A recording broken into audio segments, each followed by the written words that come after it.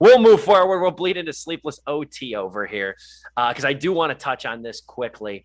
Robert Eggers, I've been waiting for him to speak out about the Northman because unfortunately, the movie-going masses once again don't partake in what they claim to want. You missed the Northman review, didn't you? I Correctly? did. I was in Chicago. I was watching Anamanaguchi at that time. Yes, indeed.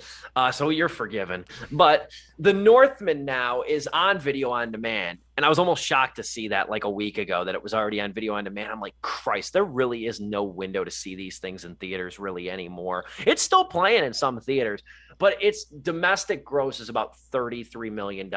And that is against a budget that's not concretized either. It's anywhere between 70 and 90 million. That's the reported budget. And that doesn't factor in marketing. And they did spend a decent amount marketing this thing from what I can tell.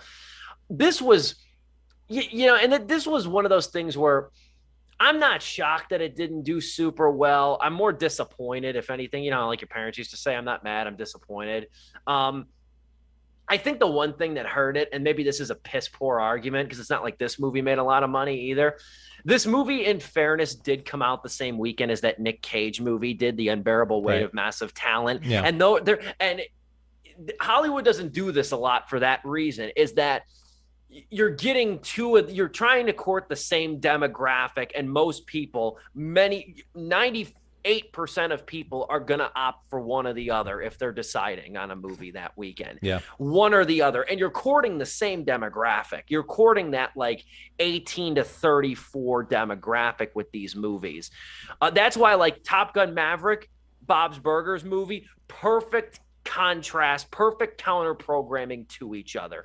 Harry Potter and the Deathly Hallows, Winnie the Pooh, perfect counter programming, because the audience overlap outside of nerds like me is very limited, where I think that did hurt the movie. And I also think that just an R-rated, brutally violent movie whose biggest stars are only in it for the first 15 minutes. Oh, really? Like, Ethan Hawke is hardly in this movie. Nicole Kidman is sparingly in the movie. She like leaves and comes back. Okay. I have not seen it, just for the record. Indeed. Willem Dafoe's in it for a cup of coffee. He's in it for a cup of coffee. Really? He's all over it. He's in it for a cup of coffee. Wow. He's not in it very much. That was kind of disappointing, admittedly. Bjork and, people like her as an actor more than a singer, I think, no offense. And Alexander Skarsgård, at the end of the day, he's a guy that movie nerds like. Same with Robert Eggers. Yeah. He's a guy that movie nerds like. The masses don't really know who he is. No. But anyway, that's a long way of getting into this. Robert Eggers, though, came out and he did speak about the Northman's box office. And man, I was telling you, Dom, off air in the green room, I said, Robert Eggers is now on the list alongside M. Night Shyamalan for directors I would pay to have a beer with. Yeah. This guy's funny. If you read this interview courtesy of Daily Beast, he's hilarious. The question's really good. It says, now that the Northman has more or less concluded its theatrical run, are you disappointed in its box office performance? And Robert Eggers goes, I think it met the expectations of a bad marketplace. He says, I am disappointed that 3 to 4 weeks in, we're on video on demand because that's the way things are done in the post-COVID world. Yeah, but it's doing great on VOD, so there you go. When I see on social media people taking a photo of themselves watching the Northman on their laptop and being excited about it, it draws a tear to my eye, but it is what it is. And he's talked about this, though. He says that they said, like, a lot has been written about the Northman underperforming. Do you think it indicates dire things about the prospect? And again, this is what pisses me off about this movie not doing well, is that the interviewer asked, do you think it indicates dire things about the prospects for large-scale original movies that aren't based on IP? You know what he says? Yeah, it's the decline of Western civilization. What can I say? Look around. It's horrible. He's right, though. And this is the thing that bothers me. This thing would have been a huge hit 10 years ago. 10, 12 years ago. And before you say it wouldn't have been, Kingdom of Heaven, Gladiator. Like, these movies did well. The Last Samurai with Tom Cruise. These movies did well, and those were all R-rated movies. Those were all hard R-rated 2.5-hour movies.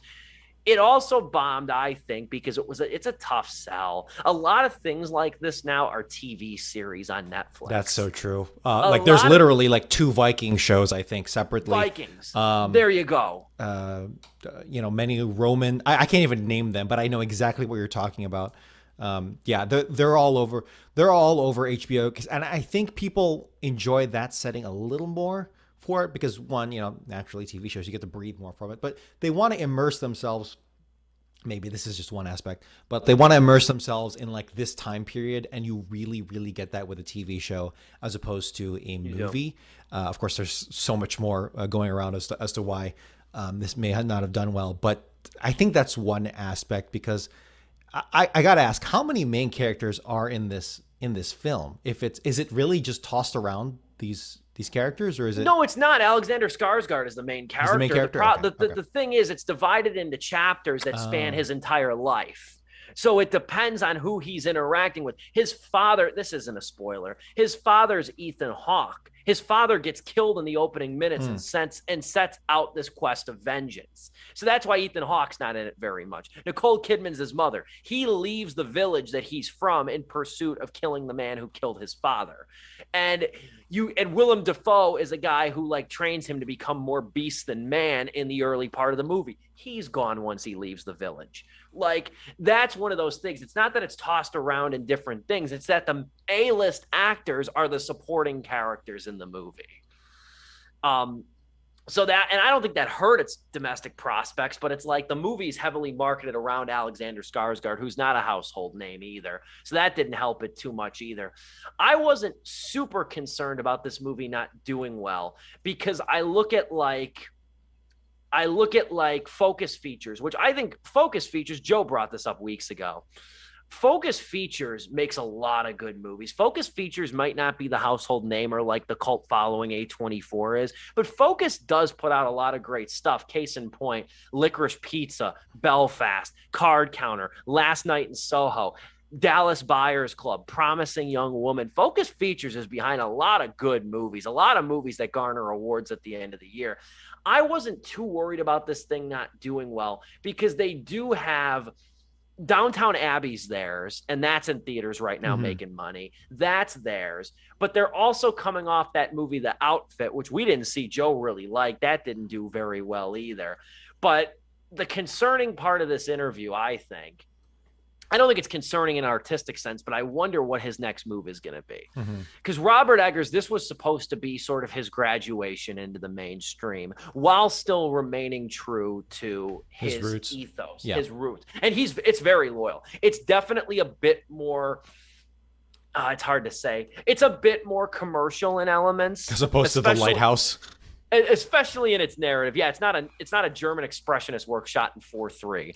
But no, it's a logical progression. I think that's even what I called it in my review. It's a logical progression of Eggers' work. It's very loyal. I think it's his second best movie. I think Joe said it was his favorite of Eggers. I liked it. I really liked The Northman. It would make my top 10 if the year ended today. But he says, though, that he keeps using this word re-strategize in terms of what he wants to pitch as his next move. He did come out and say he doesn't want to direct a Marvel movie. And he also even went a step further and said, I'm not going to try to get the rights to something like Spawn or something like that. He doesn't want to jump the IP route. And that would be the safest way to get him back in the good graces. Because I still think that he would be trusted with like, I don't even know because I don't even know some C-level superhero. Like if they wanted to do it right, and I know it's a butt of a joke, but say the movie never came out, Morbius, Robert Eggers to direct Morbius, that would be understandable, or even a Venom sequel. That'd be cool.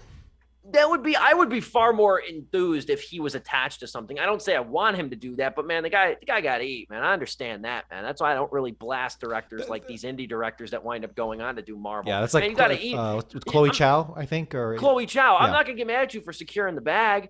You know what I mean? I'm not going to hate on you for that. I can hate the movie, but I totally understand why you do it. Yeah. John Watts was the same thing when he went to Spider-Man from Cop Car. The director Colin Trevorrow from Safety Not Guaranteed to Jurassic World. I get that. I totally get that. That's what you dream of. The fact that he and the fact that he isn't doing that is like even it stakes it out more for himself. He's really challenging himself with that because I'm sure there's a lot of pressure to do that with when something, you know, fails on the in the box office. Because that can, I don't know. I would really like to know what it's like for a director of that early in that career, specifically directing career, what it's like to bomb, like a Josh Trank scenario. Like what I want to see like a document. I want to take a psychological profile on that because it I'd can read a book on what the hell happened with Josh 100%. Trank. Oh I'd yeah. read a book. I'd read a book in a heartbeat about what happened, and I want the book to be the day. And this is just a fantasy project. I want that book to be the day the Chronicle came out in theaters. To then the book ends with Capone coming out, and That's you his get that redemption. whole Fantastic Four. See what the hell happened, because Josh Trank is one of the tragic cases, and he's still young, but Josh Trank is one of the tragic cases of what happened. And it really, the more you read about it, really wasn't totally his fault. It wasn't perfect, and he wasn't perfect. He himself even admits that. But that dude's career really took a hit that he's still recovering from.